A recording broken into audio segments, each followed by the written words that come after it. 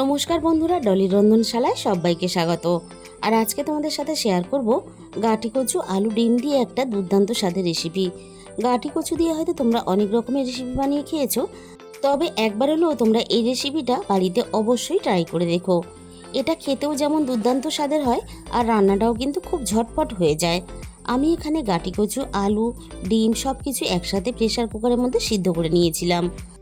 আর বন্ধুরা, তোমরা হয়তো ভাবছো গাঁটি কচু সিদ্ধ করার পরে আমি ছুরি দিয়ে ছাড়াচ্ছি কেন।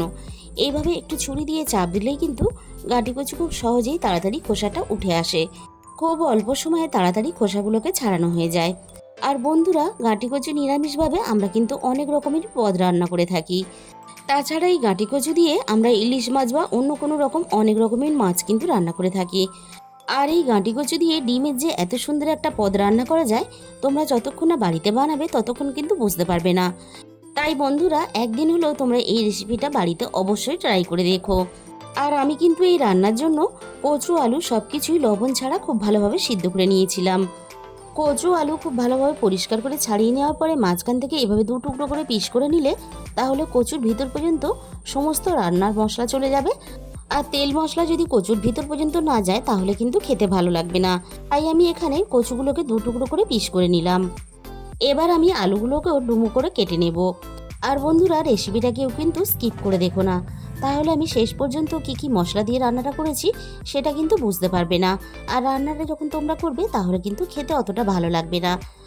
তাই বন্ধুরা, আজকের এই রেসিপিটা শেষ পর্যন্ত দেখার জন্য তোমাদের কাছে আমার অনুরোধ রইল। আর এই রান্নার জন্য আমি এখানে 5টা ডিম সিদ্ধ করে নিয়েছিলাম। আর ডিমগুলো আমি আগে থেকেই খুব ভালোভাবে খোসা ছাড়িয়ে নিয়েছিলাম। এবার আমি প্রত্যেকটা ডিমের গা এইভাবে একটু ছুরি দিয়ে চিড়ে দেব। তাহলে ডিমের ভিতর পর্যন্ত রান্নার তেল মশলা চলে যাবে আর ডিমটা খেতে ভালো লাগবে। আর এই রান্নাটা তোমরা যেমন খুব কম সময়ে বানিয়ে নিতে পারবে, তেমনই কিন্তু এই রান্নাটা করতে কোনো রকম ঝামেলাও হয় না। আর এই রান্নাটা করতে খুব বেশি কিন্তু মশলারও প্রয়োজন হয় না। হাতের কাছে থাকা সমস্ত উপকরণ দিয়ে তোমরা এই রেসিপিটা খুব সহজে বানিয়ে নিতে পারবে। সব কটা ডিম আমি একইভাবে রেডি করে নিলাম। এবার এই রান্নার জন্য আমি একটা মশলা বানিয়ে নেব। আমি এখানে প্রথমে মিক্সির জারের মধ্যে দিয়ে দিলাম রান্নার প্রয়োজন মতো আদা কুচি। এবার আমি এখানে 6 থেকে 7 টুকরো রসুন দিয়ে দিলাম। আর আমি এখানে একটা মাঝারি সাইজের পেঁয়াজকে 4 টুকরো করে দিয়ে দিলাম। আর ঝালের জন্য আমি এখানে 4টে কাঁচা লঙ্কা দিয়ে দিলাম। আর আমি এখানে সবশেষে চায়ের চামচের 1 চামচ পরিমাণ হলুদ সর্ষে আর 1 চামচ পরিমাণ কালো সর্ষে মিশিয়ে দিয়ে দিলাম। দু রকমের সর্ষে একসাথে মিশিয়ে রান্নাটা করলে তাহলে রান্নার স্বাদটা বেশি ভালো হয়। সব শেষে আমি সামান্য অল্প পরিমাণ জল দিয়ে দিলাম। আর এবার আমি সব কিছু একসাথে দেখো খুব ভালোভাবে একটা পেস্ট বানিয়ে রেডি করে নিয়েছি। এবার আমি প্রথমে ডিমগুলোকে রান্নার জন্য রেডি করে নেব। তার জন্য আমি ডিমের মধ্যে স্বাদ মতো লবণ দিয়ে দিলাম। আর সাথে আমি অল্প একটু হলুদ গুঁড়ো দিয়ে দিলাম। আর আমি এখানে ডিমের মধ্যে অল্প পরিমাণ লঙ্কার গুঁড়ো দিয়ে দিলাম। এবার আমি ডিমগুলোকে সমস্ত গুঁড়ো মশলার সাথে খুব ভালোভাবে মেখে নেব। ডিমগুলো আমি খুব ভালোভাবে মশলার সাথে মেখে নিয়েছি। এবার একটা সাইডে রেখে দেব। এবার আমি মূল রান্নার দিকে চলে যাব। প্রথমে আমি কড়াইয়ের মধ্যে প্রয়োজন মতো সর্ষের তেল দিয়ে দিলাম। এবার আমি তেলটাকে খুব ভালোভাবে গরম করে কড়াইয়ের চারিদিকে এভাবে একটু লাগিয়ে দেব, যাতে ভাজার জন্য ডিমগুলো কড়াইয়ের মধ্যে দেওয়ার সাথে সাথে কড়াইয়ের গায়ে না আটকে যায়।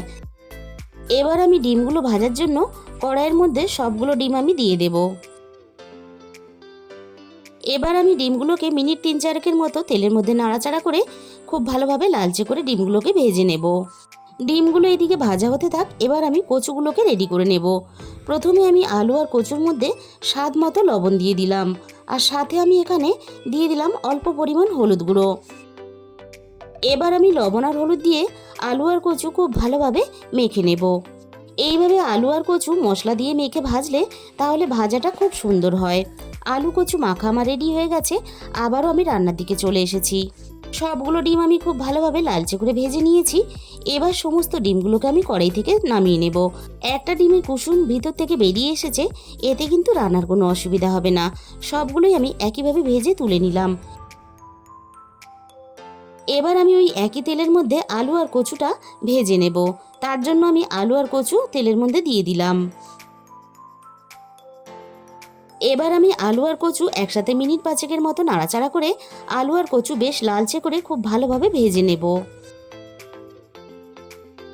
এইভাবে আলু আর কচু দিয়ে একবার যদি ডিমের রেসিপিটা বানিয়ে খাও তাহলে কিন্তু বারবার তোমাদের বানাতে ইচ্ছে করবে। আলু আর কচু একসাথে আমি নাড়াচাড়া করে খুব ভালোভাবে ভেজে নিয়েছি। এবার আমি সমস্ত আলু কচুগুলোকে কড়াই থেকে নামিয়ে নেব। সমস্ত কচু আর আলু কড়াই থেকে নামিয়ে নেওয়ার পরে এবারে আমি কড়াইয়ের মধ্যে আবারও 2 চামচ পরিমাণ সর্ষের তেল দিয়ে দিলাম। আমি এই সময় খুব বেশি তেলের পরিমাণটা ব্যবহার করলাম না, কারণ আলু কচু ডিম সব কিছু আমাদের খুব ভালোভাবে তেলের পরিমাণ একটু বেশি দিয়ে ভাজা আছে। তেলটা খুব ভালোভাবে গরম করে নিয়ে ফোড়নে আমি দিয়ে দিলাম 1/2 চামচ পরিমাণ গোটা জিরে আর দিয়ে দিলাম 2টো তেজপাতা কুচি। এবার আমি ফোড়নটাকে একটু নাড়াচাড়া করে ভেজে নেব, ফোড়ন থেকে সুন্দর একটা মিষ্টি গন্ধ বেরিয়ে আসা পর্যন্ত। ফোড়নটাকে আমি খুব ভালোভাবে ভেজে নিয়েছি। এবার আমি এখানে মাঝারি সাইজের একটা টমেটো কুচি দিয়ে দিলাম। বাকি যে অন্য মশলাগুলো আমি প্রথমে রেডি করেছিলাম সেই সময় কিন্তু আমি টমেটোটা দিয়ে পেস্ট করতে ভুলে গিয়েছিলাম, তাই এই সময় টমেটোটা আমি দিয়ে রান্নার জন্য রেডি করে নেব। টমেটোর মধ্যে আমি স্বাদ মতো রান্নার লবণটা দিয়ে দিলাম। এবার আমি টমেটোটা নাড়াচাড়া করে বেশ নরম করে ভেজে নেব। মিনিট 2 মতো নাড়াচাড়া করে টমেটোটা আমি বেশ নরম করে ভেজে নিয়েছি। এবার আমি এখানে আগে থেকে পেস্ট করা মশলাটা দিয়ে দিলাম। এবার আমি গ্যাসের ফ্লেমটা একেবারে লোতে দিয়ে মশলাটাকে আমি নাড়াচাড়া করে 3 থেকে 4 মিনিটের মতন একটু কষিয়ে নেব, যাতে আদা রসুন সব কিছুর কাঁচা গন্ধটা চলে যায়। মশলাটাকে আমি নাড়াচাড়া করে কষিয়ে নিয়ে এবার আমি এখানে মিক্সির বাটি ধোয়া অল্প একটু মশলার জল দিয়ে দিলাম। এবার আমি একে একে গুঁড়ো মশলাগুলো দিয়ে দেব। প্রথমে আমি দিয়ে দিলাম 1 চামচ পরিমাণ হলুদ গুঁড়ো। এবার আমি দিয়ে দিলাম ঝালের জন্য 1 চামচ পরিমাণ লঙ্কার গুঁড়ো। আর আমি এখানে দিয়ে দিলাম 1 চামচ পরিমাণ ধনে গুঁড়ো। আর আমি এখানে 1 চামচ পরিমাণ জিরে গুঁড়ো দিয়ে দিলাম। সব শেষে আমি এখানে রান্নাতে একটা সুন্দর কালার আসার জন্য আমি এখানে 1/2 চামচের একটু বেশি কাশ্মীরি লঙ্কার গুঁড়ো দিয়ে দিলাম। এবার আমি সমস্ত মশলা একসাথে নাড়াচাড়া করে খুব ভালোভাবে কষিয়ে নেব। তবে কাশ্মীরি লঙ্কার গুঁড়োটা পুরোপুরি অপশনাল, তোমরা চাইলে কিন্তু দিতেও পারো আবার নাও দিতে পারো। সমস্ত মশলা একসাথে নাড়াচাড়া করে আমি মিনিট 5 মতো খুব ভালোভাবে কষিয়ে নিয়েছি। মশলা থেকে সুন্দরভাবে তেল ছাড়তে শুরু করে দিয়েছে। এবার আমি এখানে ভেজে রাখা গাঁটি কচু আর আলু দিয়ে দেব।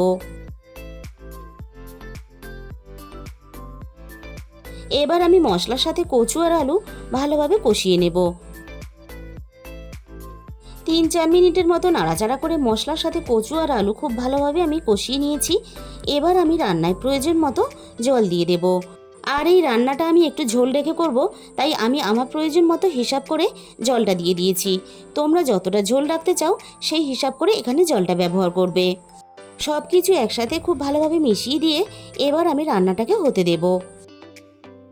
কচু আর আলু যেহেতু আমাদের আগে থেকে খুব ভালোভাবে সিদ্ধ হয়ে আছে, তাই কিন্তু আমি এখানে মিনিট 10 মতো রান্নাটা করে নিয়েছি। খুব বেশিক্ষণ সময় নিয়ে রান্নাটা করলে তাহলে কচু আলু আরও অনেকটা সিদ্ধ হয়ে গলে যাবে, তাই খুব বেশিক্ষণ সময় নিয়ে রান্নাটা ফুটিয়ে করা যাবে না। এবার আমি ভেজে রাখা সমস্ত ডিমগুলোকে গ্রেভির মধ্যে দিয়ে এবার হালকা হাতে একটু নাড়াচাড়া করে 3 থেকে 4 মিনিটের মতো আরও একটু রান্নাটা করে নেব।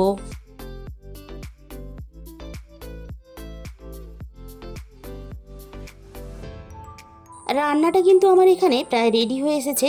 যে ডিমের কুসুমটা ভাজার সময় ভিতর থেকে বেরিয়ে এসেছিল সেই ডিমের কুসুম আর ডিমটাকে আমি দিয়ে দিলাম।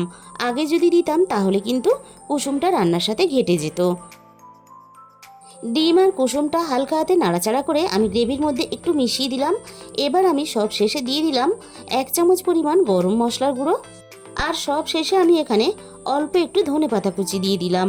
অল্প একটু গরম মশলা ধনেপাতা কুচি দিলে তাহলে রান্নার স্বাদ আর গন্ধটা অনেকটা বেড়ে যায়।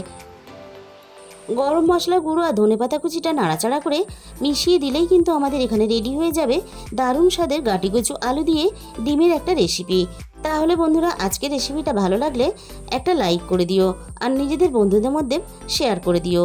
আর যে সমস্ত আমার চ্যানেলের নতুন বন্ধুরা এখনও পর্যন্ত আমার চ্যানেলটাকে সাবস্ক্রাইব করোনি, এরকম নতুন নতুন রেসিপি পেতে আমার চ্যানেলটাকে সাবস্ক্রাইব করে পাশে থাকা বেল আইকনটা প্রেস করে অল করে দিও।